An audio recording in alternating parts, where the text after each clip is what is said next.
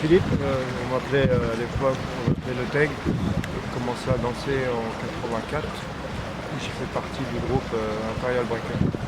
Avec le groupe Imperial Breaker, Laurent Fly, avec qui j'ai commencé, avec les gars de mon groupe, un mec qui s'appelait Serge, son nom c'était, on l'a surnommé Bugs. Il y avait Max et Olivier. Olivier, son surnom c'était Little Master, mais Max, il n'avait pas de surnom. Et puis il y avait un gars qui s'appelait Nicolas. Ouais, on a connu ça en 80, on a commencé en 85 jusqu'en 86. La défense, on cherchait des coins pour s'entraîner partout. Donc c'était une route de secours. J'allais là, comme j'allais à droite, à gauche. Dès que je pouvais trouver un coin où on pouvait s'entraîner, on ne se faisait pas jarter. C'était ça, c'était soit ça, ou Trocadéro, enfin tout ce que je pouvais trouver, je m'entraînais. Dès qu'il y avait un petit coin sympa où ça n'était pas trop emmerdé, où ça glissait bien, on se mettait là. Ouais, mais je traînais souvent à la défense, j'allais aux boutiques, tout ça, donc à mon avis, on se baladait, puis on a trouvé, c'est facile, hein, tu vois un parking, tu descends, tu prends les escalators, il y en a qui avaient un petit coin tranquille, ouais, on venait régulièrement, tous les samedis, on était là. Oh non, moins que ça, je veux dire peut-être 2 ans maximum. T'avais les gars, ils faisaient leur contact tranquille, les gars un peu à droite, à gauche, et puis nous on s'entraînait, on mettait la musique, on faisait notre ambiance. On était entre nous, donc il n'y avait pas de code à respecter, tout le monde se respectait, tout le monde venait dans un bon état d'esprit, il y avait les TCG qui traînaient tout le temps avec nous, ils venaient là-bas, il y en avait un qui dansait un peu, il s'appelait Nordine, alias Strombo, après il a tagué Kinox. Il dansait un petit peu, sinon il y avait une bonne ambiance, il n'y avait pas de code, hein, on était entre nous et puis ça se passait très bien.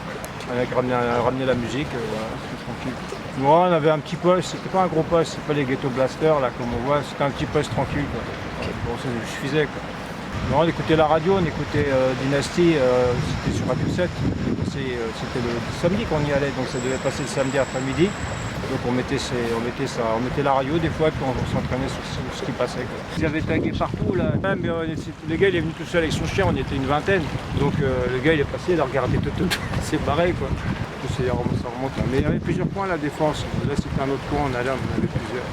La Coupole, j'y étais, moi j'y étais 2-3 fois. Quand on y allait, il n'y avait personne.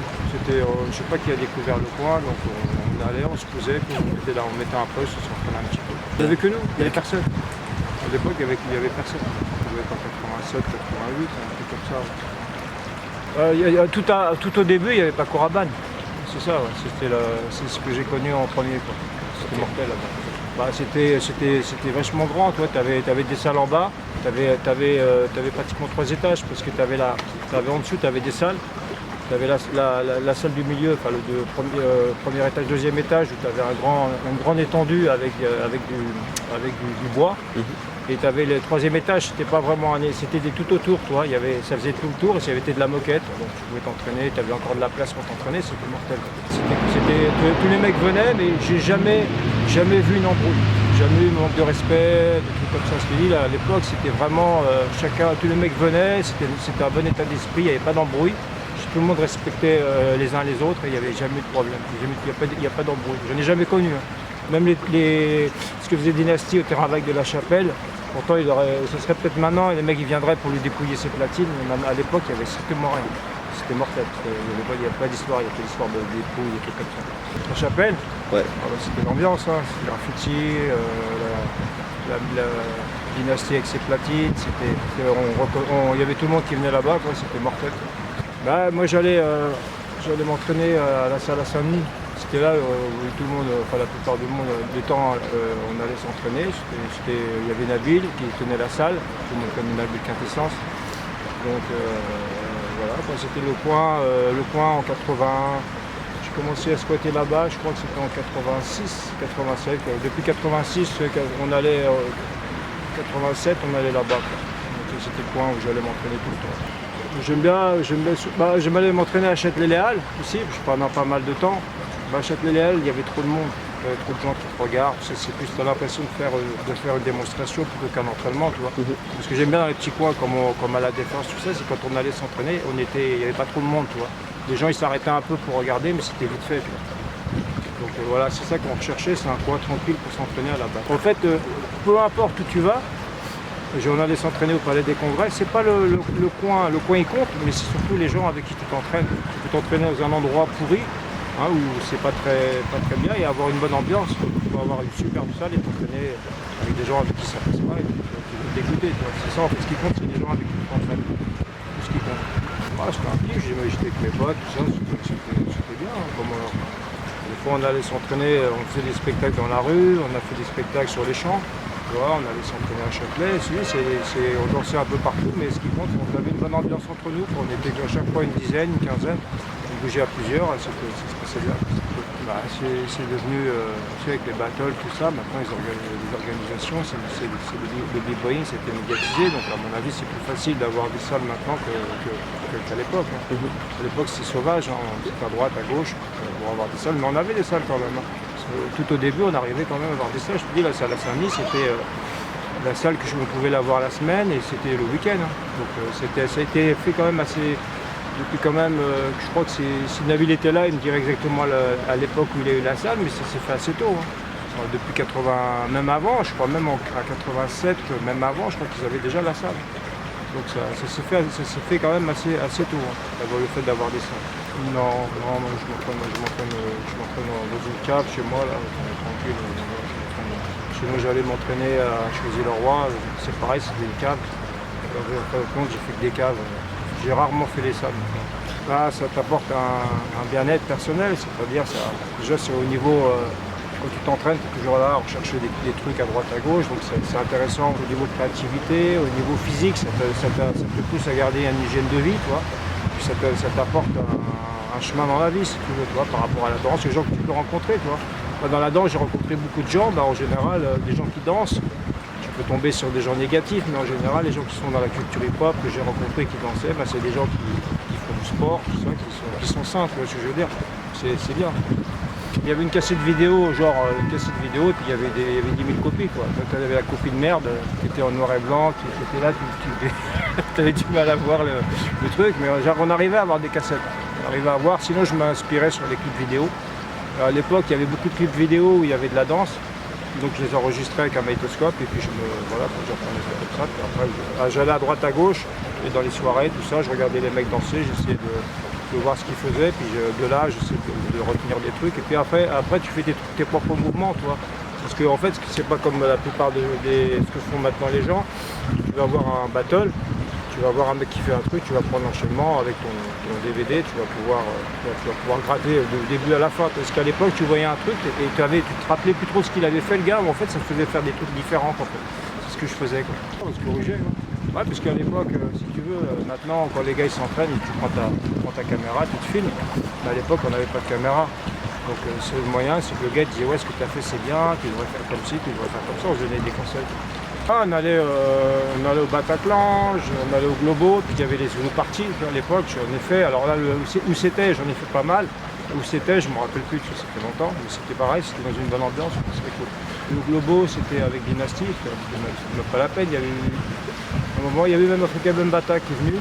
Ouais, c'était vraiment bien. Il y avait un peu de b-boy, hein, mais il n'y avait pas que ça. Alors c'était une soirée normale, quoi. C'était des gens qui venaient danser, mais tu avais des b-boys qui venaient un petit peu de l'Europe, toi, on se faisait un petit cercle, et puis voilà quoi.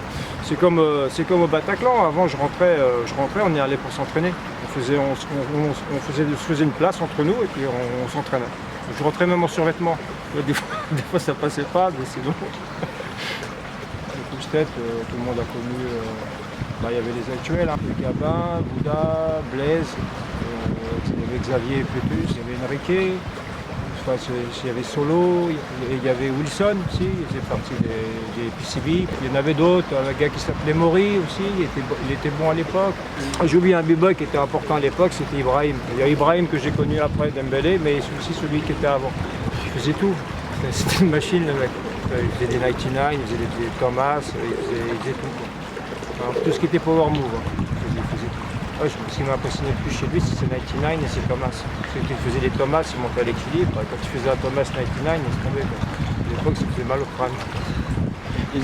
Quand il a arrêté, je me suis dit putain, je comprends pas. Le mec, il avait de l'or entre les mains, il a lâché l'affaire. C'est dommage. C'était les PCB que j'ai comme sur des mecs comme Solo, Wilson, tous ces gars-là, bon, ils étaient quand on est arrivé, quand je suis arrivé à Paco Rabanne, tout ça, ces gars-là, ils avaient un niveau qui était quand même supérieur. Parce que lui, Solo, il était parti, je crois qu'il allait aux États-Unis, tu vois, il allait s'entraîner là-bas, il ramenait des cassettes, tu vois. Il y avait Nicolas Depicibi aussi qui était fort. Donc c'est des gars qui étaient beaucoup plus forts que nous. Donc si tu veux, pour moi, c'était une inspiration. C'était eux qui m'ont inspiré aussi au niveau des b-boys français. C'est un état d'esprit, c'est un mode de vie pour moi, c'est tout. Après, c'est un entraînement régulier. C'est surtout un état d'esprit qu'il faut avoir, un état d'esprit de danseur. Faire ça vraiment avec le cœur. Pour moi, c'est ça l'état d'esprit. C'est vraiment vivre la danse. Comme je dis, c'est un mode de vie, c'est quelque chose que quand tu commençais à danser, ça te suit toute ta vie, quoi. On ne fait pas du b-boying, on est b-boying en fait. Vraiment, je parle vraiment de ceux qui font vraiment ça dans la peau, quoi. On ne fait pas, on est en fait. Pour moi, c'est ça la vraie définition. Okay. Après, c'est quelque chose que tu ressens toi-même par rapport à ce que tu fais au sol, etc. Après, c'est dur. Chacun a sa façon de voir la danse différemment par rapport à ce qu'il fait. Mais pour moi, c'est ça, quoi. C'est vraiment un mode de vie, c'est quelque chose que tu commences et que tu te suis toute ta vie, quoi. Je dis que c'est une bonne chose, comme ça permet de retracer la culture hip-hop depuis son début jusqu'à maintenant, de façon à ne pas oublier ce qui a été fait dans le passé. Des gars comme Dynasty qui ont fait énormément pour la culture, donc je dis que c'est des gens qui ne vont pas oublier tout ce qu'ils ont fait. C'est pour ça que c'est une bonne chose. Moi, en fait, je sais pas ce que j'ai appris, on en apprend tout le temps. Toute sa vie, on développe, on essaie de développer, donc j'essaie toujours de progresser dans ce que je fais. Toujours en essayer de faire mieux. C'est de s'intéresser à la culture comme on fait, de s'intéresser à ce qui s'est fait dans le passé jusqu'à maintenant, de façon à mieux comprendre ce que c'est dans le b-boying. Il n'est pas né en 90 ou en 2000, il est né ici en France, il y en a même qui dansaient déjà en 82. Donc c'est de s'intéresser simplement à la culture, pas seulement les mouvements que tu fais au sol, mais aussi tout ce qu'il y a derrière, tous ceux qui ont été là avant, la culture aux États-Unis aussi, les premiers danseurs. C'est de s'intéresser à la culture depuis son début jusqu'à maintenant. C'est le message que j'ai à faire passer.